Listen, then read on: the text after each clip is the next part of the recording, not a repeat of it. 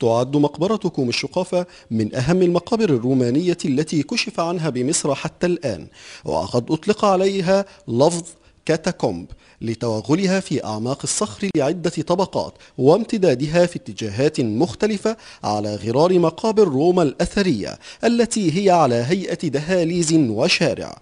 وقد كشف عنها بطريق الصدفة عام 1900 ميلاديا. وتعود المقبرة إلى القرن الثاني الميلادي لأسرة رومانية عاشت بمصر، وقد عثر على تمثالين لصاحبي المقبرة منحوتين من الحجر القديم. أسرة رومانية، المفروض الأسرة دي كان يقال إن هو كان حاكم الإسكندرية.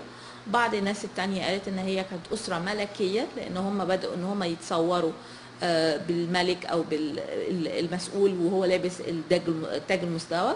بس احنا ما عندناش اي دلائل لكده، ممكن تكون هو مجرد تقليد للمقابر اللي كانوا شايفينها موجودة من العصر الفرعوني. تتكون المقبرة من 3 طوابق منحوتة في أعماق الصخر، وتتميز بأنها جمعت بين عبقرية كل من العمارة الرومانية والتي تتمثل في إنشاء سلالم متدرجة لراحة الزائرين والقاعات والدهاليز، وكذا عبقرية العمارة المصرية المتمثلة في التدرج في نحت أعماق الصخر وإنشاء رواق يتميز بأعمدة رشيقة، كما جمعت جدرانها بين مشاهد وأساطير فنون الحضارات الثلاث المصرية والإغريقية والرومانية.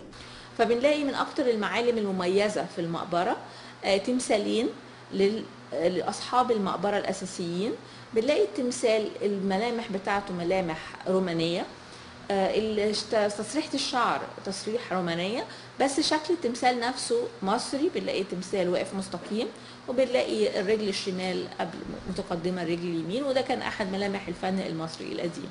الجدير بالذكر أن منطقة كوم الشقافة والتي تقع غرب مدينة الإسكندرية تضم أيضا مقبرة شارع تجران والموجودة في الفناء المكشوف، وكذلك مقبرة سيلفاجو والتي تنسب إلى سيلفاجو اليوناني الجنسية، وأيضا مقبرة الورديان والتي تعود إلى عام 300 قبل الميلاد. من الطبيعي أن تجد بعض الناس يوثقون حياتهم لإعطاء العظة والعبرة للأجيال القادمة، ولكن الرومان اختاروا أيضا أن يوثقوا موتهم من خلال هذه الشواهد العظيمة التي إن دلت فإنها تدل على عظم وقوة الحضارة الرومانية.